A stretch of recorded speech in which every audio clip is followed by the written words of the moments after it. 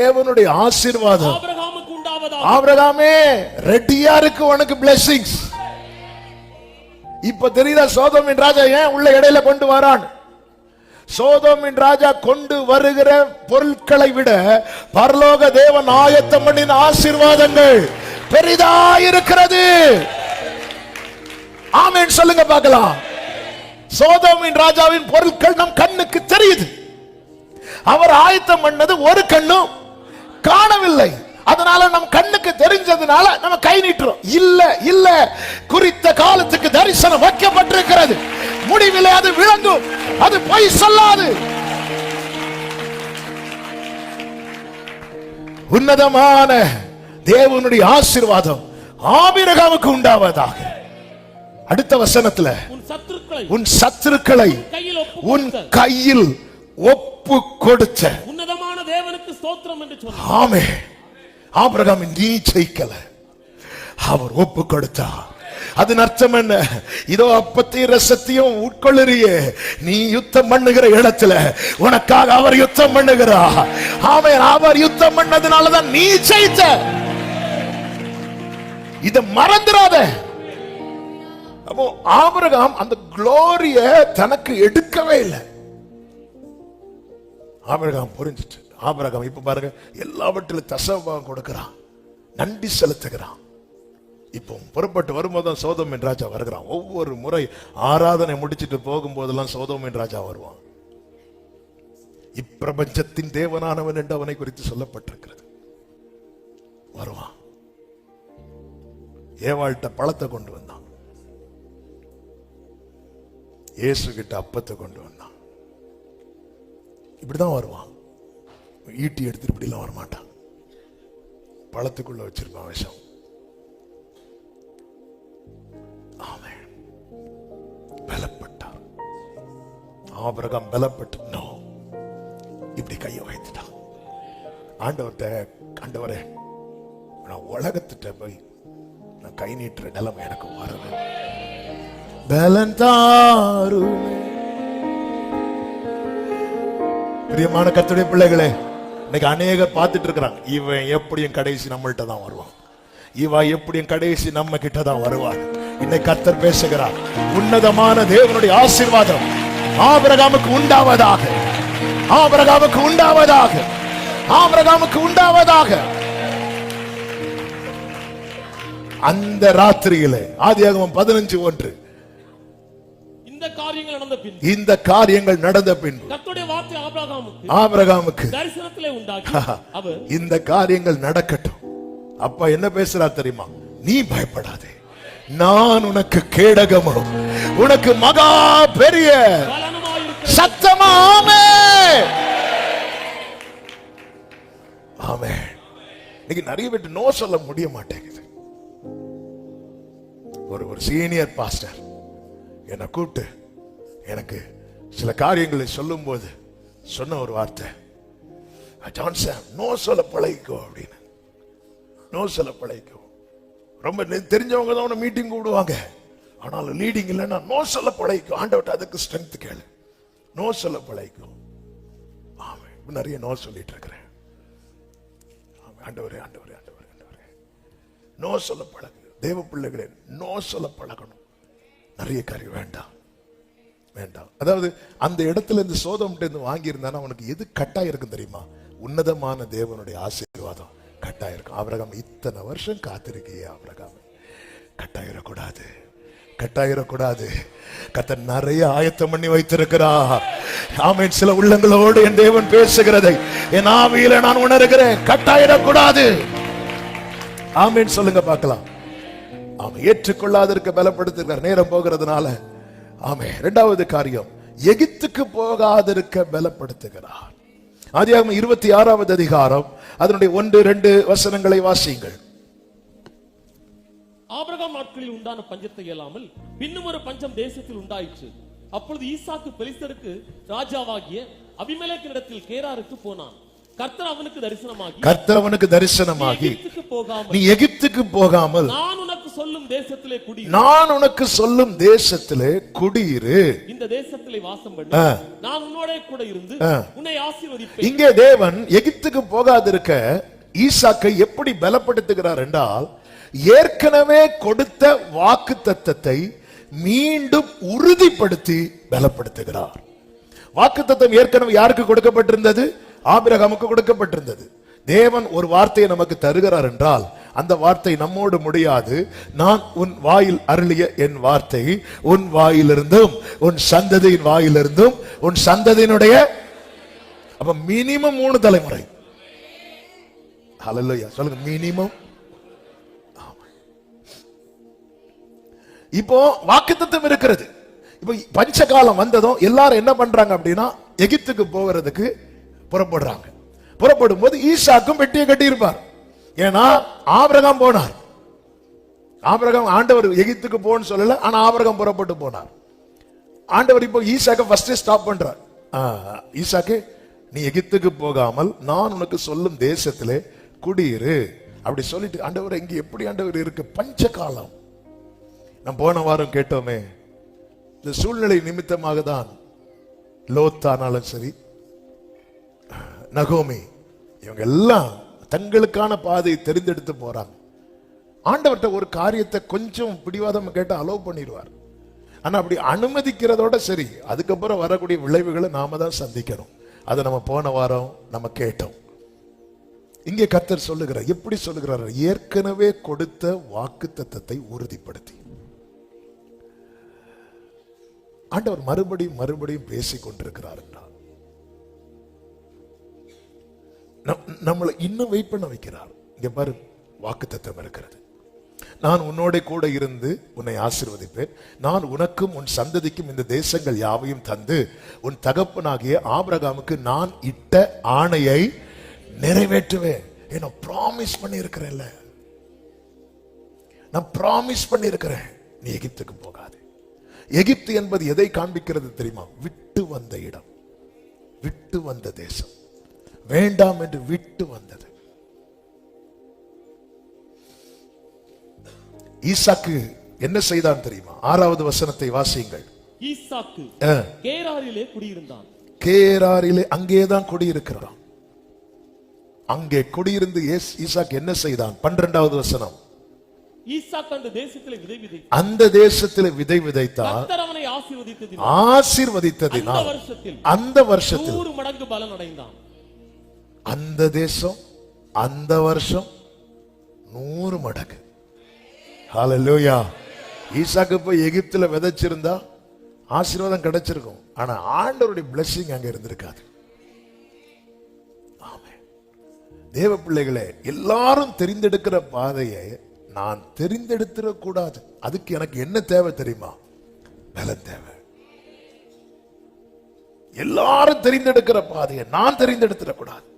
அதுக்கு எனக்கு தேவ சித்தம் இல்லாத பாதையை நம்ம கூட இருக்கிற அத்தனை பேரும் தெரிந்தெடுத்து ஓடும் போது, அப்ப இதுதான் ஒருவேளை கரெக்டா இருக்குமோ? இல்ல. 400 தீர்க்கதரிசிகள் யோசபாத் ஆகாப் நிற்கும் போது ஒரு பொய்யான காரியத்தை சொல்றாங்க. முதல் 100 பேர் சொல்லி அடுத்த 100 பேர் அவங்க என்ன சொன்னாங்க?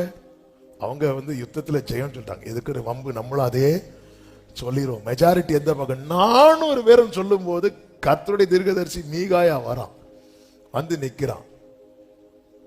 போகும்போதே 400ல ஒண்ணு சொல்லிட்டு போறான். இங்க பாரு, எல்லாரும் ஒழுங்கா சொல்லியிருக்காவ, நீயும் சொல்லிரு. எல்லாரும் இவங்களுக்காக ஓட்டு போட்டிருக்காங்க, நீயும் ஓட்டு. அவனும் போய் யுத்தம் வாய்க்கப்படுமா? ஆகாம கேட்கிறான். கண்டிப்பா வாய்க்கப்படும், நீங்க போங்க. அவருக்கு தெரியுது, இங்க பாரு, போய் சொல்லக்கூடாது. அப்ப மத்த 400 பேர்கிட்ட இவர் கேட்கல, நீங்க போய் சொல்லாதீங்க. ஆனா மீகாயாட்ட கேட்கிறான். என்ன ஒரு வெளிச்சம் இல்ல! இந்த வார்த்தையை பேசுற வாயில வேற வார்த்தை வந்தா சத்துரு கூட தெரிஞ்சிடும். உண்மையை சொல்லி, ஏன்னா உள்ள வார்த்தை இருக்கு. நீங்க போவீங்க, ஆனா திரும்பி வர மாட்டீங்க அப்படின்றாரு. 400 பேர் கரெக்டா சொன்னாங்க. அப்ப நம்மளும் இல்ல இல்ல இல்ல, தேவ சித்தம் இல்லாத பாதை அது வேண்டாம்.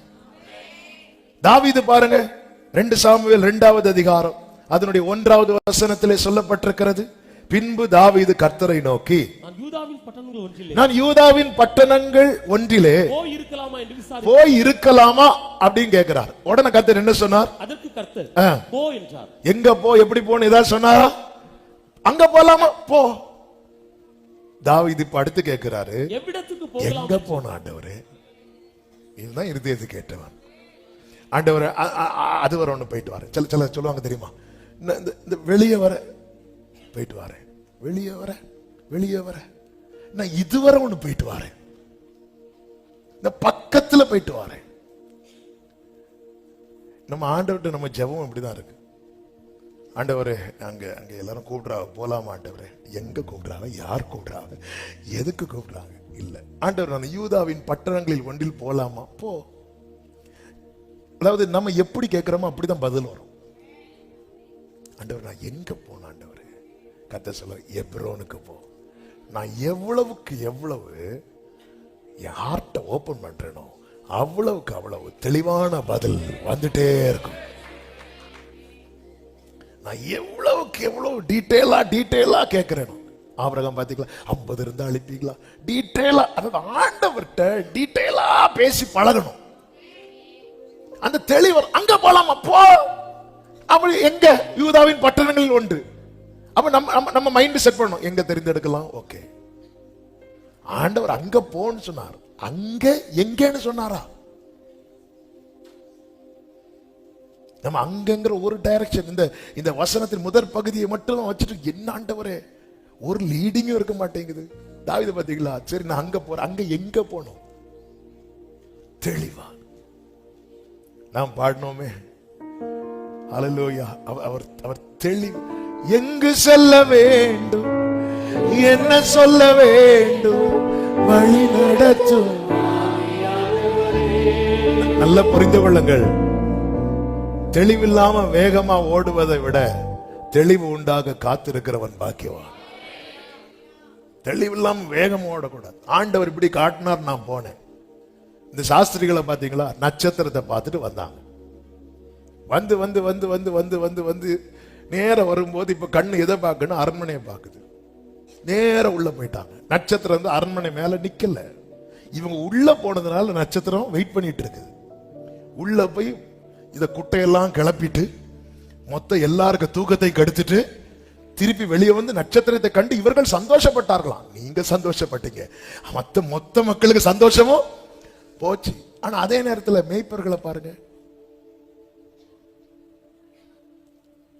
அவங்களுக்கு எல்லாம் தெளிவா பிள்ளையை துணியிலே சுத்தி, ஆமே, ஆண்டவர்கிட்ட வார்த்தையை கேட்கும் போது ஒன்னும் தெரியாத பேதையா வந்து உட்காந்துருக்கும். ஆண்டவர், நீங்க ஒரு சிக்னல் காட்டுங்க, மீதி நான் பாத்துறேன். என்ன பாக்குறதுக்கு? ஆண்டவர் நம்மளா கேட்போம் தெரியுமா? இந்த கிதியோன மாதிரி ஒரு திருப்தி இருக்காது. ஆண்டவரின் தோல்ல மட்டும் தண்ணி இருக்கணும், சுத்தி தண்ணி இருக்க கூடாது. இருக்கு, சரி ரெடி, கிளம்பிட்டியா? இப்ப தோல்ல தண்ணி இருக்க கூடாது, சுத்தி இருக்கணும். இருக்கு. இப்போ ஆண்டவர் என்ன பண்ண? சரி கிதியோனே, 30,000 பேர் இருக்காங்களா, பாதி பேர் அனுப்பு. என்ன ஆண்டவர் சொல்றீங்க? இன்னும் ஆளுக்கு தெளிவில்லை, உனக்கு இன்னும் வரல. இல்ல, போ, சத்துருக்கள் பாளையத்தில் என்ன பேசிட்டு இருக்காங்க கேளு. அங்க பேச வைக்கிறார். ஆமே, கிதியோன் பார்த்தார், இனி நான் அந்த அடையாளம் எல்லாம் கேட்ட வேலைக்கு ஆகாது, நீங்களே எனக்கு ஏதாவது தெளிவை தாங்க ஆண்டவரே. ஒரு தெளிவு. ஆண்டவரே, எங்க? நான் எகிப்துக்கு மட்டும் போயிடக்கூடாது. எல்லாரும் போகும்போது எல்லாரும் ஃபோர்ஸ் பண்ணுவாங்க. நகோமி எங்க போனாங்க? மோவாபுக்கு. ஏன் போவாசும் போக வேண்டியதானே? போவாசும் பெத்லகேம்ல தானே இருக்கிறார். போவாஸ் வெயிட் பண்றார். கர்த்தரனை சந்திப்பார், கர்த்தரனை அப்படி வெயிட் பண்ண நபர் அநேகருக்கு ஆசீர்வாதமாய் மாறுகிறார். பஞ்சகாலங்கிறது நகோமிக்கு மட்டும் இல்ல, போவாசுக்கும் தானே. நகோமிக்கு வயல் நிலங்கள் உண்டு, போவாசுக்கு வயல் நிலங்கள் உண்டு. அதற்கு ஆசீர்வாதமாய் மாறுகிறார். பஞ்சகாலங்கிறது நகோமிக்கு மட்டும் இல்ல, போவாசுக்கும் தானே. நகோமிக்கு வயல் நிலங்கள் உண்டு, போவாசுக்கு வயல் நிலங்கள் உண்டு. அதனாலதான் நகோமி வயலை சொந்தமாக்குறதுக்கு ஒருத்தன் வந்தான். ரூத்தையும் கட்டணும்னு வேண்டான்ட்டான். இவ்வளவுதான் நமக்கு மதிப்பு. ஆமா, அதாவது நீங்க வெளியே போட்டிருக்க செருப்பை கூட தூக்கிட்டு போவாங்க, உங்களை பைக்ல ஏத்துக்கன்னு சொன்னா ஏத்த மாட்டாங்க. சார் கொஞ்சம் பைக்ல ஏத்துங்க சார், ஏத்த மாட்டேன், என் செருப்பு சார் போட்டிருக்கீங்க.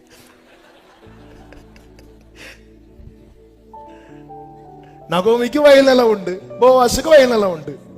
நகோமி பஞ்சனதம், ஆண்டவரே மோவாபுக்கு போறேன், சமூகம் எனக்கு முன்பாக செல்லும் போ. நேர போய் அடி வாங்கிட்டு வந்து இங்க பார்த்தா போவாஸ் அழகா வாழ்ந்து வர்றவங்களை வாழ வச்சிட்டு இருக்கிறார். ஆமாம், கர்த்தருடைய சத்தம் கேட்டு நீங்க இருக்கிறது மற்றவர்கள் நகோமி எப்படி பார்த்திருப்பாங்க? பாவம் பிள்ளை, பிழைக்க தெரியாத பிள்ளை சொல்லி இருப்பாங்க.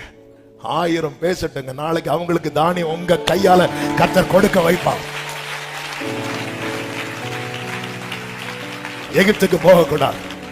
ஒரே ஒரு வார்த்தையை சொல்லி ஜெபிக்கிறேன். 3வது, ஆமென், ஏசாவை பின்தொடராதிருக்க பலப்படுத்துகிறார். ஆதியாகமம் 33 12 13 14 வசனங்களிலே ஏசா யாக்கோபை பார்த்து சொல்லுகிறார், பின்பு அவன், நாம் புறப்பட்டு போவோம், வா, நான் உனக்கு முன் நடப்பேன் என்று ஏசா சொன்னதும் யாக்கோபு ரிஜெக்ட் பண்றார். இதே யாக்கோபு ஒரு காலத்தில் ஏசாவின் வழியை தெரிந்தெடுத்தவன், ஏசாவின் வஸ்திரத்தை போட்டு ஏசாவை தன்னுடைய அடையாளமாக்கி கொண்டு போய் நின்றவன். இப்பொழுது யாபோக்காற்றின் கரையிலே கர்த்தர் அவனை எப்படி பலப்படுத்துகிறார் தெரியுமா? அவரோடு உறவாட வைத்து போராடுகிறான், அதன் பிறகு உறவாடுகிறான். உண்மையிலே யாபோக்காற்றின் கரையிலே அதுதான் நடக்கிறது. ஆபிரகாமை அப்பமும் ரசமும் கொடுத்து பலப்படுத்துகிறார். ஈசாக்கை கொடுத்த வாக்குறுதியை மீண்டும் உறுதிப்படுத்தி பலப்படுத்துகிறார். யாக்கோபை உறவாட வைத்து ஆரம்பத்தில் போராட்டம், அவன் போராடினான் என்று இருக்கிறது. அந்த போராட்டம் எப்படி முடியுது தெரியுமா? உறவாடுறதுல முடியுது. எப்படி உறவாடுறாங்க பாருங்க. ஆண்டவர் கேட்கிறார், உன் பேர் என்ன அப்படின்னு. இப்ப இவன் கேட்கிறான், உன்னுடைய பேர் என்ன அப்படின்னு. அந்த கான்வர்சேஷன் எவ்வளவு பியூட்டிஃபுல்லா மாறிட்டு தெரியுமா? ஹல்லேலூயா. அதாவது உறவாட முடியலையா? போராடணும். எதுக்கு போராடணும் தெரியுமா? உறவாடுறதுக்கு. ஆண்டவரே எனக்கு உறவாட முடியலப்பா. உறவாட முடியலன்னா போராடணும். என் கூட பேசுங்க ஆண்டவரே. அழுது, அவன் போராட்டத்தினுடைய கிளைமேக்ஸ் என்ன தெரியுமா? அவன் அழுது கெஞ்சினான் ஆண்டவரோடு. அந்த உறவு, உதவாத என்னில் நீர் நீங்க இல்லா. வெரி நெக்ஸ்ட் டே ஏசா சமாதானம் பண்ண வருகிறான். சமாதானம் பண்ணி விட்டான். தம்பின்னு ஓட அழுறான். எல்லாம் ரைட்டு தான். அழுதுட்டு ஒரு வார்த்தை சொல்றா பாருங்க. ஆமே, அந்த வசனம் 12, நாம் புறப்பட்டு போவோம், வா. நம்ம சேர்ந்து போவான்னு கூட கூப்பிடல பாத்தீங்களா? நாம போவோம், நான் உனக்கு முன் நடப்பேன். ஆமே, யாக்கோபு ஏன் ரிஜெக்ட் பண்ணா தெரியுமா? இதுக்கு முன்னாடியே கர்த்தரை வலது கையை பிடிச்சு சொல்லிட்டார், நான் உனக்கு முன்னே போய் கோணலானதை செம்மையாக்குவேன். என்னை கர்த்தர் இஸ்ரவேலாய் மாற்றினது ஏசாவை பின்தொடர்வதற்கல்ல, இயேசுவை பின்தொடர்வதற்கு. அவர் சொல்ற, இல்ல நீங்க போங்க, நான் அப்புறம் வரேன். நீங்க போங்க. அனுப்பி விட்டுட்டு யாக்கோபு சுக்கோத்துக்கு பிரயாணம் பண்ணி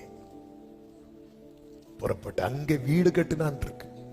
அங்கே பலிபீடம் கட்டுகிறான். பிரியமான கர்த்தருடைய பிள்ளைகளே, நம்முடைய வாழ்க்கையில சில காரியத்தை ஏற்காதிருக்க பலன் வேணும். எகிப்துக்கு போகாதிருக்க பலன் வேணும். ஏசாவின் வழி என்னவென்று சொன்ன டைம் ஆயிரும். அதாவது அவன் விரும்பின ஒரு காரியத்தை செய்யறான். அந்த காரியம் பெற்றோருக்கு வேதனையை கொடுத்தாலும் சரி, கொடுக்கலன்னு சரி, அதை பத்தி அவன் மைண்டே பண்ணாதவன். இதான் ஏசாவின் வழி. நமக்கு பிடிச்சதை செய்யறோம். இது பரலோக தேவனுக்கு வருத்தத்தை கொடுக்குதா, வேதனை கொடுக்குதா, அதை பத்தி யோசிக்கவே மாட்டோம். இதான் ஏசாவின் வழி. எனக்கு பிடிச்சதை நான் பண்றேன், எனக்கு சரின்னு தோன்றதை நான் பண்றேன். ஏசா அப்படிதான் விவாகம் பண்ணுவான். அவர்கள் பெற்றோருக்கு மன நோவா இருந்தார்கள். ஐயோ, நான் இப்படி பண்ணதுனால எங்க அப்பா அம்மா கஷ்டப்படுறாங்களே சொல்லி ஒரு நாள் கூட ஃபீல் பண்ணல. இதுதான் ஏசாவின் வழி. அவன் ஃபீல் பண்ணது எதுக்கு தெரியுமா? அப்பா சொத்து கிடைக்கலன்னு. அழுத, சத்தமிட்டு அழுதானா. நீ பண்ண காரியத்தினால உங்க அப்பா அம்மா அவ்வளவு கஷ்டப்பட்டாங்க, அதை பத்தி ஒரு நாளாவது ஃபீல் பண்ணியா? ஏசா கஷ்டப்பட்டது 2 காரியத்துக்கு தான், கூழுக்கும் சொத்துக்கும். வேற அவங்க கஷ்டப்பட்டானே இவங்க கஷ்டப்பட்டான் அதெல்லாம் இதான் ஏசாவின் வழி இல்ல. நான் தெரிந்தெடுக்கும் பாதை என் தேவனுக்கு பிரியமா. யாக்கோபு பாருங்க, இல்ல நான் வர மாட்டேன், நீங்க போங்க. இவர்களை குறித்துதான் எபிரேயர் 11, 13, 14, 15, 16 வசனங்களிலே சொல்லப்பட்டிருக்கிறது. இவர்கள் எல்லாரும் வாக்குத்தத்தம் பண்ணப்பட்டவைகளை அடையாமல் தூரத்திலே அவைகளை கண்டு நம்பி அணைத்துக் கொண்டு பூமியின் மேல் தங்களை அந்நியரும் பரதேசிகளும் என்று அறிக்கையிட்டு விசுவாசத்தோடு மரித்தார்கள். இப்படி அறிக்கையிடுகிறவர்கள் சுயதேசத்தை நாடி போகிறோம் என்று தெரியப்படுத்துகிறார்கள். 15வது வசனத்தை பாருங்கள். தாங்கள் விட்டு வந்த தேசத்தை நினைத்தார்களானால், அவங்க நினைச்ச சோதோம்ட்ட வாங்கியிருக்கலாமோ, எகிப்துக்கு போயிருக்கலாமோ, ஏசாவுக்கு பின்னாடி போயிருந்திருக்கலாமோ, இப்படி நினைத்தார்களானால், அப்படி போவதற்கு அவர்களுக்கு அப்படி நினைச்சா டோர் நிறைய ஓபன் ஆகும். திருப்பியும் சோதோமுக்கு போறதற்கு, எகிப்துக்கு போறதற்கு, ஏசாவுக்கு பின்னாடி போறதுக்கு. காரணம், ஆண்டவரே சொன்னார், கேட்டுக்கு போகும் வாசல் விசாலமாயிருக்கிறது.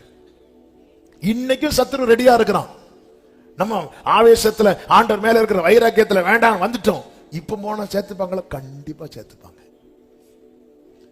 ஆனா அவங்க அப்படி நினைக்கல. அடுத்த வசனத்துல சொல்லப்பட்டிருக்கிறது, அதை அல்ல, அதிலும் மேன்மையான பரம தேசத்தையே விரும்பினார்கள். ஆகையால் தேவன் அவர்களுடைய தேவன் எனப்பட வெட்கப்படுகிறது இல்லை. அவர்களுக்கு ஒரு நகரத்தை, சத்தமா ஆமென் சொல்லுங்க பார்க்கலாம். நாளைக்கு தேவன் என்னுடைய தேவன் எனப்பட அவர் வெட்கப்படக்கூடாது. அதுக்கு என்ன தேவை? ஏற்க கூடாது. சில காரியத்தை நோ, வேண்டாம் வேண்டாம் வேண்டாம். ஆண்டவர் ஒண்ணு அனுமதிச்ச காரியத்தை முடக்கிறதுக்கு எவ்வளவு ஐஸ்வர்யம் வந்தாலும் வேண்டாம். ஆமென் ஆமென். எகிப்துக்கு திரும்ப கூடாது. இதுக்கெல்லாம் நமக்கு என்ன தேவை தெரியுமா? வேலை.